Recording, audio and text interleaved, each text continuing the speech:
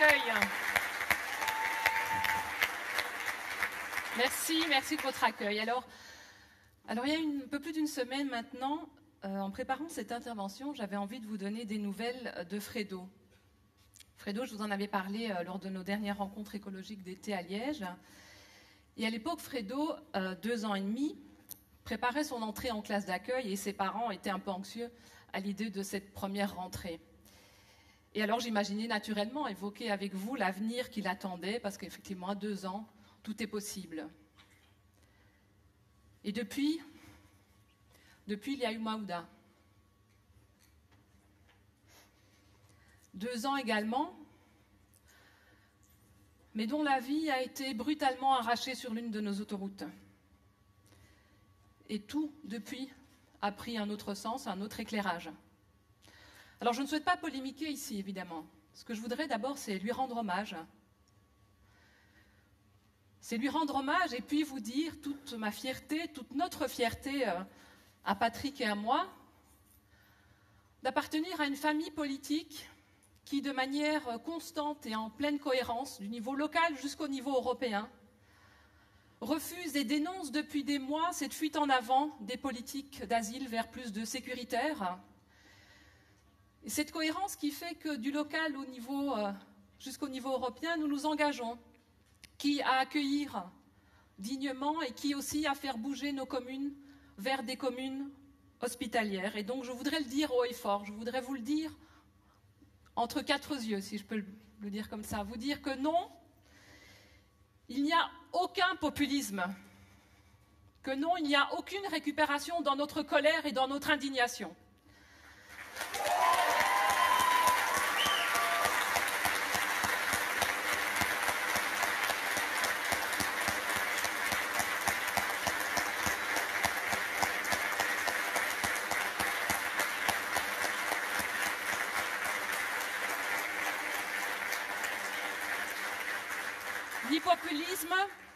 Ni populisme, ni récupération dans nos indignations ou dans nos engagements, dans notre fermeté à défendre la solidarité et l'universalité.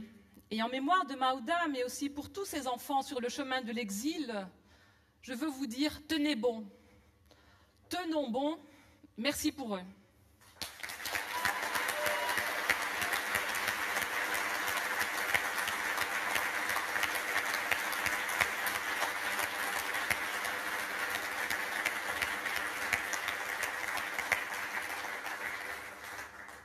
Et donc je vous disais, Fredo, eh bien ça se passe pas trop mal pour lui à l'école maternelle à Ixelles. Il s'est fait plein d'amis, il a trouvé sa place et en plus il a un instinct génial. Le seul problème, c'est que Fredo, il est souvent malade. Ce sont des bronchites à répétition. Et quand il est malade, il faut le garder.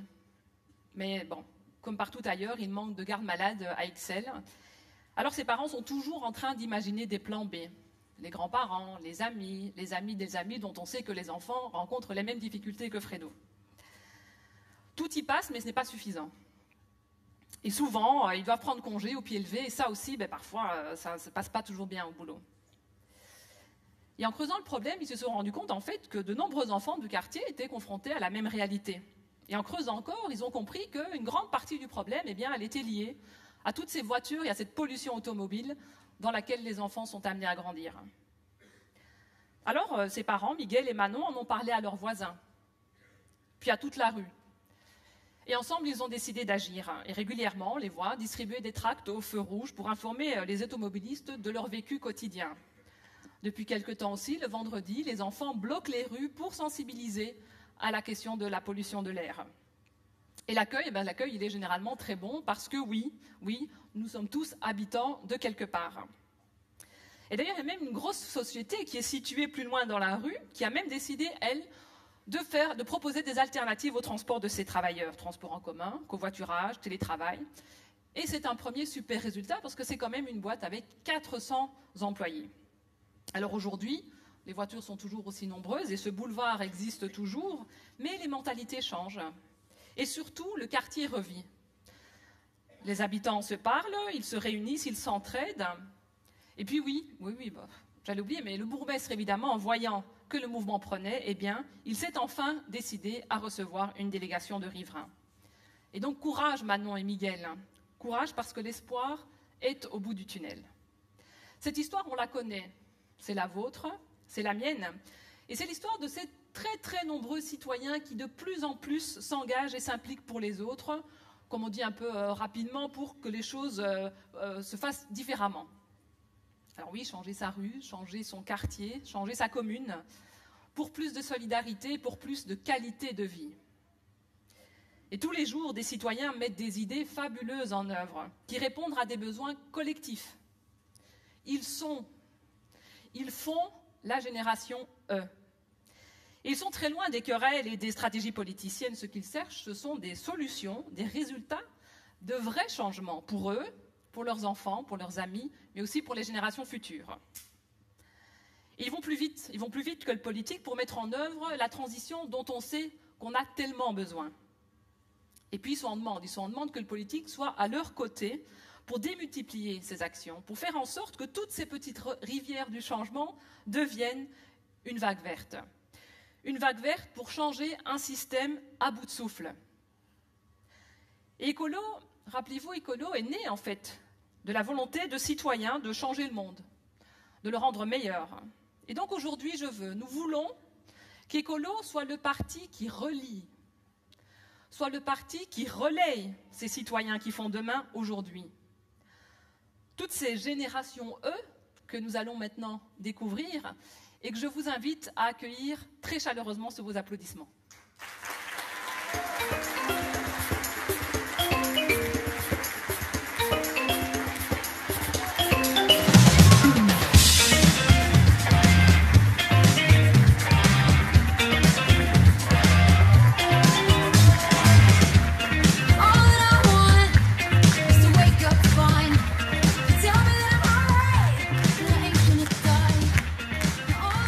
Bonjour. Si je suis ici, c'est parce que dans une certaine mesure, j'incarne un de ces E, de la génération E qui nous réunit aujourd'hui. Il va donc me falloir parler de moi. Ce n'est pas un exercice facile. Du coup, je voudrais commencer par vous raconter une petite histoire que certaines et certains parmi vous connaissent peut-être. Il s'agit de l'histoire du bocal et des gros cailloux. Un vieux professeur avait été invité à faire un exposé sur la gestion optimale de son temps devant une assemblée de cadres d'une grande entreprise. Il avait décidé, au lieu de faire un exposé théorique, de faire une expérience.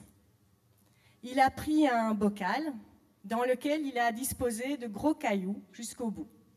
Ensuite, il a regardé ses élèves du jour et il leur a demandé « Est-ce que le bocal est plein ?» Tous ont répondu « Oui ». Le professeur a alors pris un deuxième récipient, rempli de gravier cette fois-ci.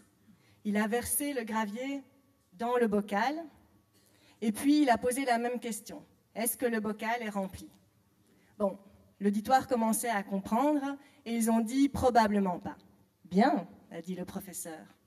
Et il a pris un troisième et dernier récipient, rempli de sable cette fois-ci, qu'il a versé sur les cailloux, sur le bocal. Ensuite, il a regardé ses élèves et leur a demandé « Quelle grande vérité nous apprend cette expérience ?» Le plus audacieux a répondu « Cette expérience nous montre que même lorsque l'on croit que notre agenda est tout à fait rempli, si on le veut vraiment, on peut encore y mettre des rendez-vous, encore faire plus de choses. » Pas du tout, a répondu le professeur. Cette expérience nous montre que si on n'avait pas mis les gros cailloux en premier dans le bocal, on n'aurait jamais pu les faire entrer tous ensuite. Et il ajouta, avant de quitter la salle, « Posez-vous la question à vous-même, quels sont vos gros cailloux? Et mettez-les en premier dans votre vie. » Je voulais partager cette histoire avec vous parce que je pense que c'est important de régulièrement se demander ce qui compte vraiment. Et c'est un petit peu bateau, mais en ce qui me concerne, la première chose qui me vient à l'esprit, ce sont mes enfants. Les enfants. J'ai toujours pas mal parlé aux gens, de manière générale, mais je dois dire que dans le package « Je deviens parent », il y a eu énormément de liens qui se sont créés. Ça a été l'occasion de redécouvrir les commerces de mon quartier et de discuter un peu plus longuement avec tous ces petits commerçants qui devenaient autant d'interlocuteurs potentiels pour la jeune maman que j'étais, il faut bien le dire, un peu paumée. J'ai aussi reçu une masse de vêtements et d'objets liés à la puériculture que d'autres parents étaient très heureux de me donner. Objets et vêtements que je me suis empressée de donner à mon tour plus tard à de nouveaux jeunes parents avec joie et petits conseils avisés en plus. Il y a 8 ans, avec la naissance de mon premier enfant, je réalisais que les choses matérielles, c'était pas ça l'essentiel. Par contre, ce qui devenait très important à mes yeux, très précieux, c'était le temps. Du coup, 3 ans plus tard, avec la naissance de mon deuxième enfant, je me suis offert un luxe, une année à mi-temps professionnelle. Ça reste un très bon souvenir. Le temps que j'avais à l'époque m'a incité à regarder encore davantage les étiquettes de tout ce qui rentrait dans mon foyer. Et je dois dire qu'avec une maman diététicienne, j'avais déjà un bon bagage sur la composition des aliments. Mais bon, il ne suffit pas de savoir ce qui est bon ou pas bon pour la santé pour ne pas le boire ou le manger. Aujourd'hui, dès que j'en ai l'occasion, je privilégie le fait maison. Pour les repas, bien sûr, c'est la base, mais aussi pour les produits ménagers ou pour les produits cosmétiques. Ce qui est chouette dans cette démarche, en plus de l'aspect santé, c'est l'aspect pédagogique. C'est vrai que je suis enseignante, mais je pense que la transmission, c'est important pour tout le monde. Je voudrais conclure en vous disant que je suis heureuse de faire partie de la génération équilibre, pour qui les gros cailloux sont souvent de petites choses, simples, mais essentielles. Car ce n'est pas la taille qui compte, sauf lorsqu'il s'agit de la charge mentale, mais ça c'est une autre histoire. Merci de m'avoir écoutée.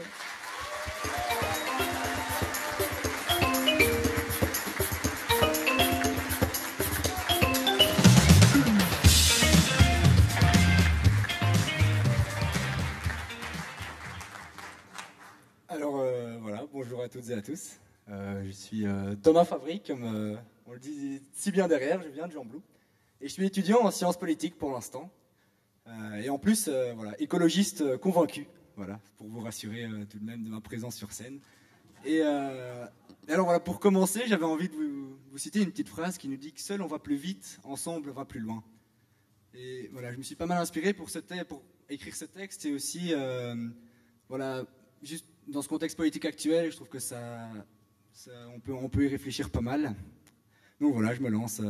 Tout a commencé 4 ans dans ma tête, il y a 4 ans, voilà, où j'ai vu dans mon école l'existence d'un projet solidaire, voilà, pour essayer de conscientiser les jeunes à la problématique des inégalités nord-sud. Et voilà, ça m'a assez touché, ça m'a fort touché même de partir 3 semaines en Inde là et de rencontrer voilà, des femmes et des hommes remplis d'humanité, clairement, mais qu'on préfère mettre de côté et qu'on les laisse subir cette pauvreté pour que voilà, nous puissions mieux vivre. Moi, ça ne percolait pas dans ma tête et donc j'ai commencé à culpabiliser, à réfléchir beaucoup à tout ça, mais sur le fait, j'ai décidé de poser des actions en Belgique. Des actions simples, mais qui nous impactent nous, en Belgique, qui nous impactent eux, pour rendre un peu un monde meilleur. Du fait que, voilà, tout simplement, j'ai été travailler dans une coopérative alimentaire. Ça m'a conforté dans mes luttes pour favoriser une alimentation durable et locale. Où, voilà ce dicton qui nous dit Think global and act local, prend tout son sens chez Écolo, je trouve. J'ai lancé une association avec des potes en réto l'année dernière et voilà, c'était génial de voir qu'on a réussi à rassembler les citoyens autour d'un projet pour remettre un peu les mains à la terre, pour un peu voilà, proposer et constater la diversité de chaque commune qu'il y a en Belgique. Et voilà, j'ai continué là maintenant, je suis dans ma petite vie, mais voilà, ces 4 dernières années, j'ai continué à me développer et j'ai porté un intérêt de plus en plus grand pour la chose politique, pour trouver aussi ma petite voie alternative et sentir que la voix de mes concitoyens, concitoyennes, vous qui m'écoutez, soit écoutée et prenne place dans les décisions politiques. Et donc, je me suis dirigé vers Écolo pour l'instant. Ça, j'adore en tout cas. Et alors, ben voilà, c'est sûr qu'ici, moi, je sens que ma parole a un poids, ma parole a des choses à dire. Moi, je sens que, allez, Écolo croit aux initiatives, qu'elles soient portées par des femmes, des hommes, des vieux, des jeunes, des Belges ou non. Ils croient aussi au réchauffement climatique. On en est même convaincus ici pour se dire qu'on se doit de l'éradiquer. On se doit de l'éradiquer car cette génération, si nous continuons de cette manière, celles qui nous suivront ne pourront même plus nous remercier pour ce lait cadeau que nous sommes en train de leur offrir.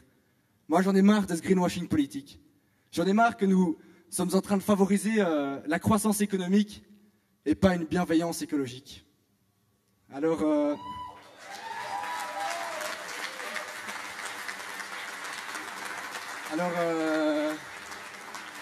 voilà, moi je trouve que pour favoriser justement cette transition, il faut qu'on s'écoute, qu'on se lance ensemble vers une voie positive et innovante, qu'on inspire et qu'on laisse cette jeunesse trouver sa voie, bouleverser les mœurs pour se sentir à l'aise et juste voilà, pour prendre place dans notre démocratie qui sont actuellement, je trouve, un peu sourdes. Et c'est à nous de le faire, je trouve. Pour ceux qui me prennent peut-être pour un utopiste, j'ai envie de leur paraphraser le naturaliste Théodore Monod, qui nous dit qu'une utopie n'est pas l'irréalisable, mais l'irréalisé. Alors, je nous souhaite à tous de pouvoir incarner cet irréalisé ensemble. Voilà. Voilà.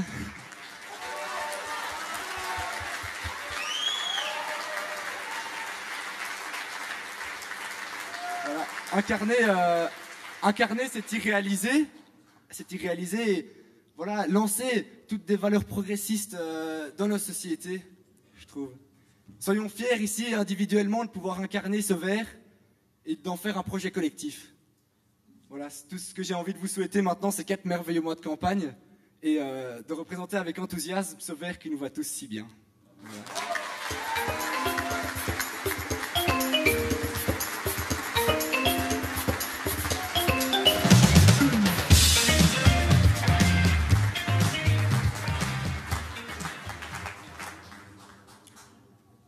Bonjour à toutes et tous, je m'appelle Françoise et je représente la génération Entreprendre, même si je n'ai pas du tout créé une start-up. Alors, j'ai habité pendant plus de 40 ans à Grès-d'Oisseau et j'habite maintenant à Wavre. À Grès-d'Oisseau, à un moment donné, autour des années 2012, j'ai entendu parler des Ripper Café qui se créaient aux Pays-Bas.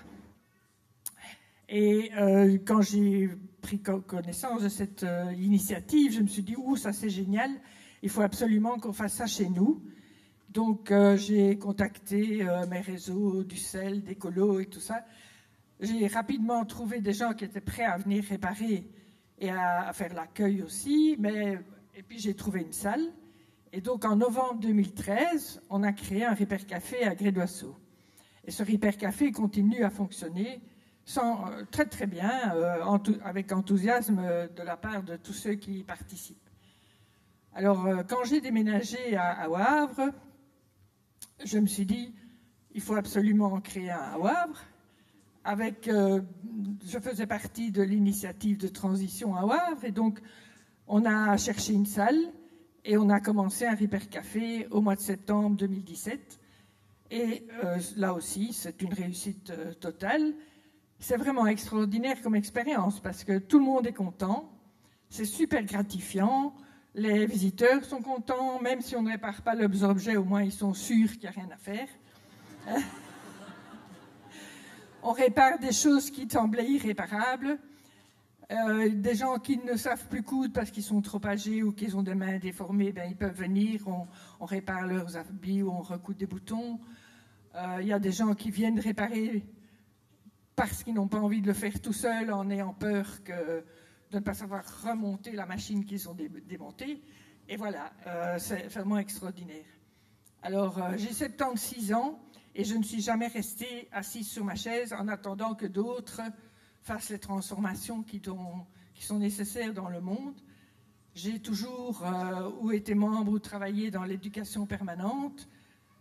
En 81, j'ai rejoint le groupe de ceux qui avaient créé Écolo à Grès-d'Oisseau et j'ai participé à toutes les initiatives démocratiques qui se passaient dans la commune. J'ai été conseillère communale, j'ai été dans différentes instances d'Écolo, dont la commission femmes et son initiative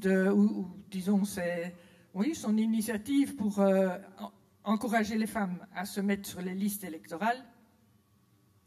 Et enfin, j'ai créé le Ripper Café.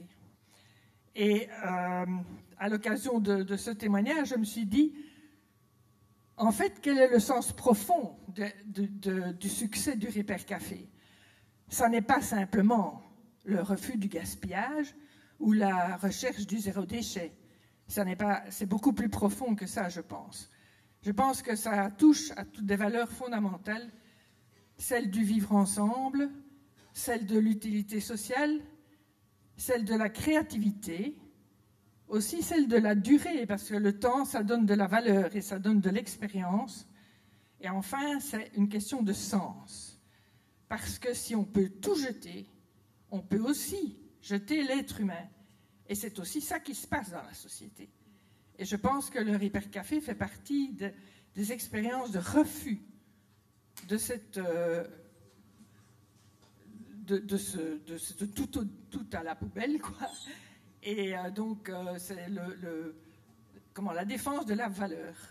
L'être humain a une valeur et nous la défendons.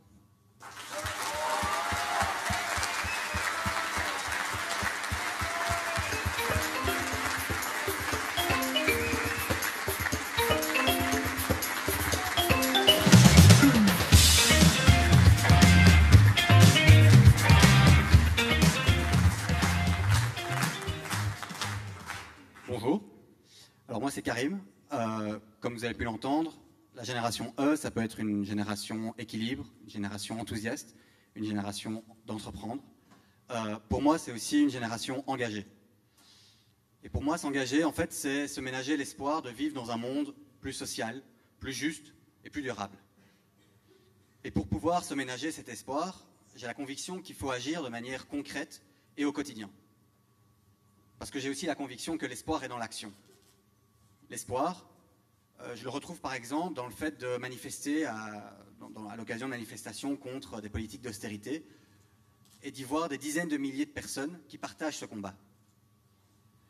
L'espoir, je le vois aussi quand je participe à des ouvertures festives d'occupation de sans-papiers. Sans-papiers qui investissent des bâtiments inoccupés pour faire valoir leur droit à être régularisés.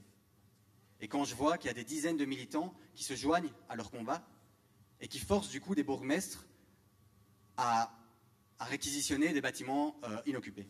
Et ces bâtiments, c'est bien immobilier. L'espoir, je le vois aussi quand je participe à une coopérative, un supermarché coopératif, dont le but est, à son échelle, de changer de modèle d'alimentation. Et quand je vois qu'il y a aujourd'hui plus de 1500 personnes qui travaillent mensuellement pour faire en sorte que, d'une part, cette coopérative puisse continuer à tourner, et d'autre part, faire en sorte que les biens qui y sont vendus soient les moins chers possibles, pour faire en sorte que l'alimentation soit la plus démocratique possible, et qu'une alimentation saine et durable soit accessible à toutes et tous. L'espoir, je le vois encore quand, dans mon métier d'avocat, je défends des travailleuses, des travailleurs, des allocataires sociaux qui se font oppresser tantôt par leur employeur, tantôt par des institutions, et que des cours et tribunaux prennent la défense de ces travailleurs, de ces travailleuses, de ces allocataires sociaux, et forcent les institutions ou les employeurs à faire respecter la loi. Enfin, l'espoir, je le vois quand je suis parmi vous, ici, quand je vois qu'il y a autant de monde, quand je milite dans un parti politique qui considère que le modèle de société dans lequel on vit actuellement n'est pas un modèle acceptable, que ce modèle de société doit être radicalement métamorphosé, changé, et que je vois qu'il y a une énergie de plus en plus forte, de plus en plus belle, qui est prête à prendre à bras-le-corps ce rôle d'acteur de changement.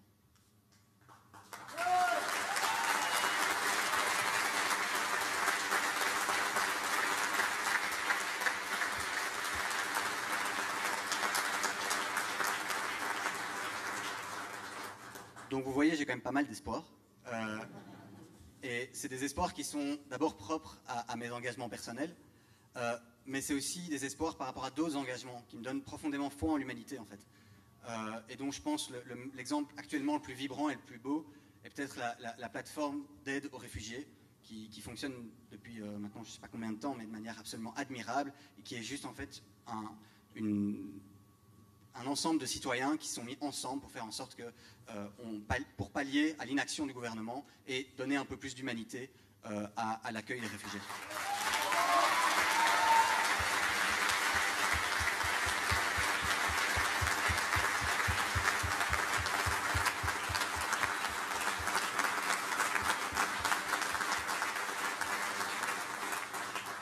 Et du coup, ce qui est assez extraordinaire, en fait, c'est que dans toutes ces formes d'engagement, on rencontre à chaque fois des personnes absolument exceptionnelles. Des personnes qui deviennent parfois des amis, qui deviennent parfois des modèles, mais qui ont tout ce truc en commun qui fait que j'ai l'impression que mon existence est réellement transcendée et qu'elle est transcendée par tous ces liens qui sont issus de la solidarité. Et bon, là, je sais que je suis en train de vous dresser le portrait rêvé de l'engagement, que c'est super chouette et tout. Mais il y a des moments qui sont plus difficiles, il ne faut pas être idéaliste. Il y a des moments où on a des défaites qui sont parfois extrêmement difficiles à accepter. Il y a des moments où on a juste envie de rester chez soi, on est fatigué, on ne voit plus le sens, on a envie de rester dans sa bulle de confort. Mais dans ces moments un peu plus déprimants, je vous avoue que moi je pense toujours à une phrase que Castoriadis a repris.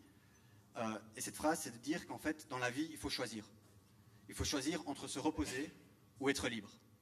Et du coup, si on devait tous prendre si j'avais un vœu, c'est qu'on prenne tous ensemble ici le pari de la liberté. Engageons-nous.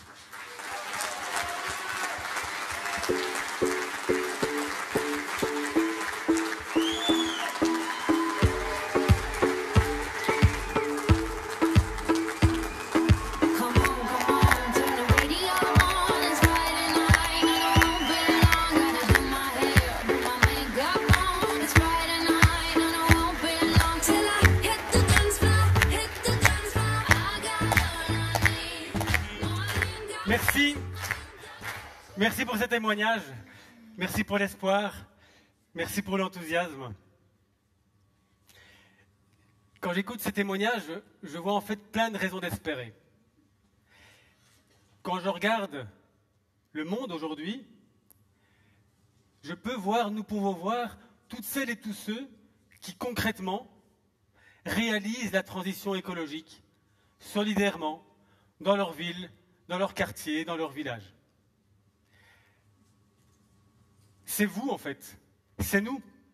C'est la génération écologie. Croyez-le. Croyons-le. Dans les moments de doute, nous sommes en train de gagner notre combat.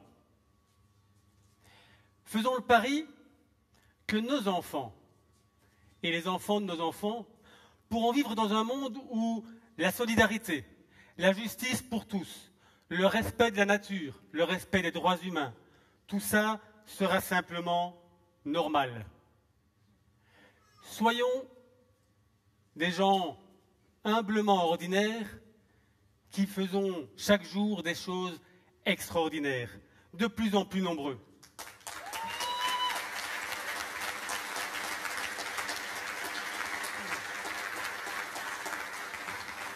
Certains sont très forts pour ne pas agir. Ah ça oui.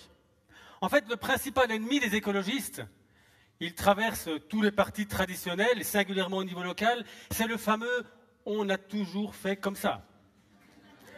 Ah oui, ça. Mais nous refusons le défaitisme. Nous refusons le défaitisme parce qu'ensemble, nous faisons le choix de l'engagement et le choix de pouvoir réaliser avec ou à partir de toutes ces initiatives locales, à partir de ces milliers de révolutions silencieuses, de lancer un large mouvement populaire, celui d'une transition écologique solidaire de notre société. Quand je regarde le monde, je vois toutes celles et tous ceux qui investissent, qui s'investissent dans l'économie réelle, dans des projets utiles, qui créent de la valeur, des projets culturels, socio-économiques, qui créent de l'emploi, évidemment, ancrés dans nos territoires. Ces gens qui ne sont pas effrayés par le moindre soubresaut du Belvinte et qui y mènent des activités porteuses de sens et d'avenir. C'est vous, c'est nous, c'est la génération entreprendre. Alors chaque jour, on peut le voir, cette économie verte, sociale, culturelle, coopérative, partagée, circulaire, tout ce qu'on peut encore voir aujourd'hui qui émerge, eh bien cette économie-là, elle gagne du terrain, elle se développe et elle nous donne confiance dans le fait que demain, l'économie aussi peut être réellement au service de la société et de la transition écologique. On constate aujourd'hui que, alors c'est par exemple l'entrepreneur qui réalise des rénovations, des constructions de bâtiments zéro énergie. C'est l'innovateur qui va mettre le digital, le numérique au service des besoins de la population. C'est l'agriculteur qui se lance dans le bio et transforme ses produits. Ce sont les indépendants qui réussissent à vivre de leur talent et de leur passion. Tout le contraire, en fait, des affairistes, des rentiers qui ont finalement colonisé l'espace politique, obnubilés qu'ils sont par le profit à court terme et une croissance devenue de plus en plus illusoire. Alors notre choix, de l'Europe aux communes, c'est la simplification, c'est de déplacer tous les curseurs, des soutiens publics, des contrôles, des règles, des marchés publics, pour qu'ils soient enfin réellement favorables aux PME, aux indépendants, aux entrepreneurs qui font vivre nos territoires et participent à la transition écologique. Ils en ont besoin, nous en avons besoin aussi.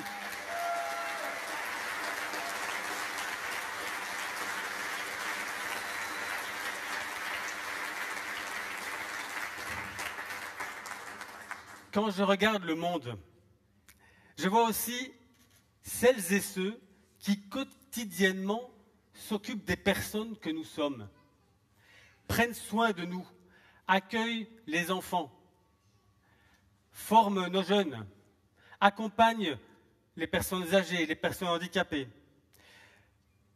Toutes ces personnes qui accordent toute leur attention finalement à l'émancipation, au bien-être, à la santé, dans notre société qui en a bien besoin.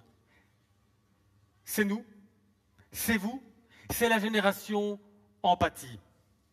Alors certains se méfient ou critiquent régulièrement ce qu'on appelle communément le secteur non marchand, tous ces maillons de la solidarité et de la cohésion sociale.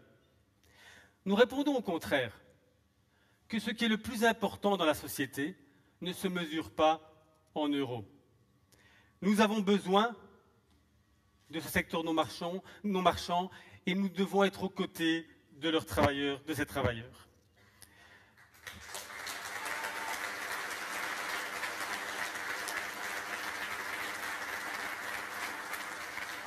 Quand je regarde le monde, je vois toutes ces générations dont nous avons parlé, dont nous parlerons encore, tous ceux qui agissent aujourd'hui pour qu'aujourd'hui soit meilleur qu'hier. Et pourrait-on ajouter bien moins bien que demain, si on fait une métaphore amoureuse. Je vois aussi, et je vous vois, ces générations engagées, celles qui font aussi le choix de l'action politique, le choix de s'engager pour faire vivre la démocratie et l'espérance qu'elle porte. Écolo, c'est un parti de citoyens et de citoyennes. C'est vous. Et vous êtes extraordinaires. Si, vous êtes extraordinaires, nous sommes extraordinaires. Oui. Depuis 30 ans. Écolo est un parti qui a à peine plus de 30 ans, fort de ses racines. Écolo est un parti jeune, mais c'est surtout aujourd'hui le parti des jeunes, de cette jeunesse qui veut participer à la métamorphose de notre société.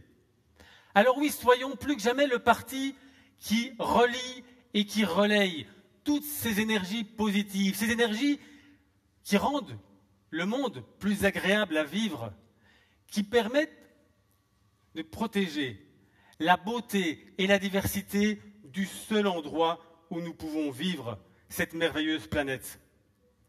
Alors notre avenir n'est ni entre les mains du marché, ni entre les mains d'un pouvoir, fût-il bienveillant selon lui. Notre avenir sera ce que nous aurons décidé d'en faire, ensemble. Alors merci à toutes et à tous pour votre engagement. Merci pour ces engagements qui me donnent, qui nous donne quotidiennement des tas de raisons d'espérer.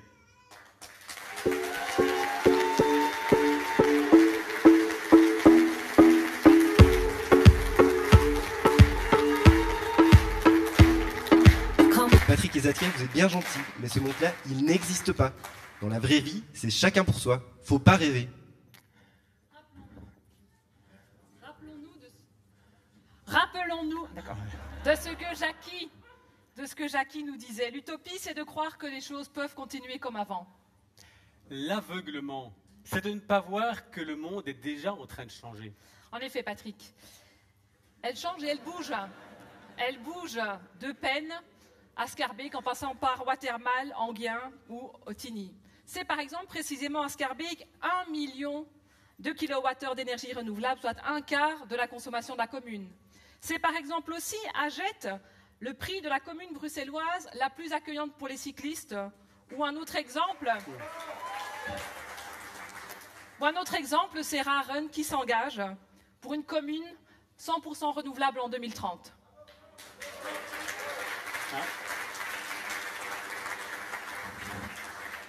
C'est à Écosine, c'est à Courcelles, c'est à Namur, bien sûr, c'est à Fauvillers, c'est à Otigny-Vaneuve, c'est à Molenbeek. Un peu partout, nous avons réussi à augmenter la participation citoyenne, à développer la solidarité, à créer davantage de places diversifiées pour accueillir les enfants, à améliorer la mobilité, à soutenir des monnaies locales, à permettre à des jeunes en rupture de cultiver, de produire la nourriture pour les enfants des écoles. La liste est longue des réalisations dont nous pouvons être fiers. Oui, les choses bougent, mais elles vont désormais bouger de plus en plus vite. Alors oui, nous voulons des élus à 100% pour leur commune. Et nous l'obtiendrons.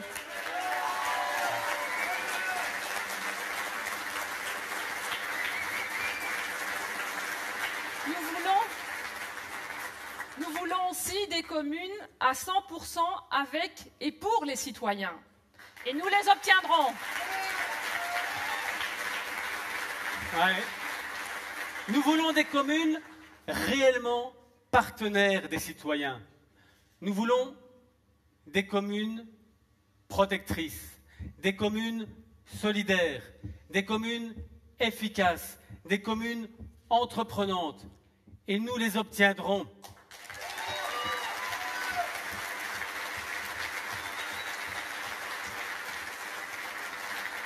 Et nous les obtiendrons grâce à vous. Merci à tous, merci à chacun et à chacune d'être cette vague verte, celle qui va nous permettre de faire du 14 octobre prochain une fête de la démocratie, une fête de la transition écologique. Bonne campagne.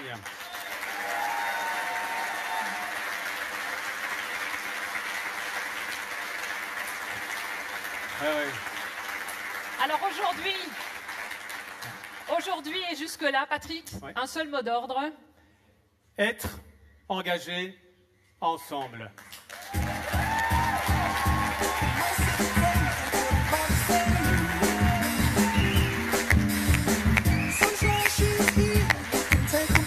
Être engagé.